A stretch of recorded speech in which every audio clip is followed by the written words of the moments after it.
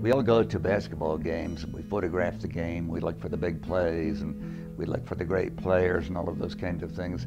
But there's a whole sense of drama in and around big-time games, important games. All of those, the most dramatic moments are not really necessarily taking place on the court, they're taking place behind the scenes. In those quiet moments before the game when each player is caught in their own thoughts and motivating themselves before they go out to play for a national championship. Let's play 20 minutes of basketball our way. Let's go, folks. When I was a freshman in college, I followed my college team to the Final Four and playing for the national championship game. And the veritable Fall Gallen would let me into the locker room before the game and at halftime. On the bench, listening to him give that talk before the national championship game was a young player sitting there who would go on to coach his teams to national championships, Dean Smith.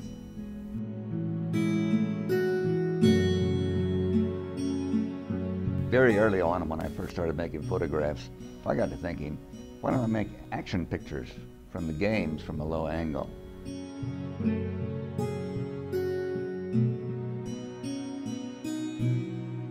For a number of games, I've always had that one camera, and more than any other camera position that I've had, I've made more good pictures with that low camera angle than any other way.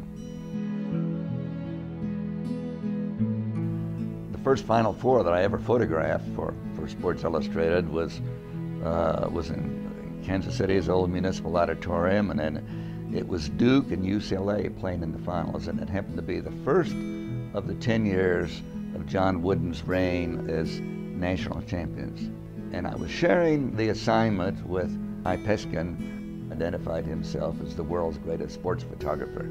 So I photographed it, and we take all the film, went to the lab, and so we all went over to the lab that night, and they were developing the film. Finally, at about 2 o'clock in the morning, he's back in there once again, and he comes back out, picks up his coat, and says to his son, Evan, he says, okay, that's it. They picked the cover. It's out of focus, it's grainy, it isn't very good, and it was made by that son of a bitch. The two of them walked out the door. But it was something with a new look for covering basketball at the time. It was a telephoto lens at the other end of the floor. And it was that picture of Walt Hazzard bringing the ball up court that was my first ever Sports Illustrated cover.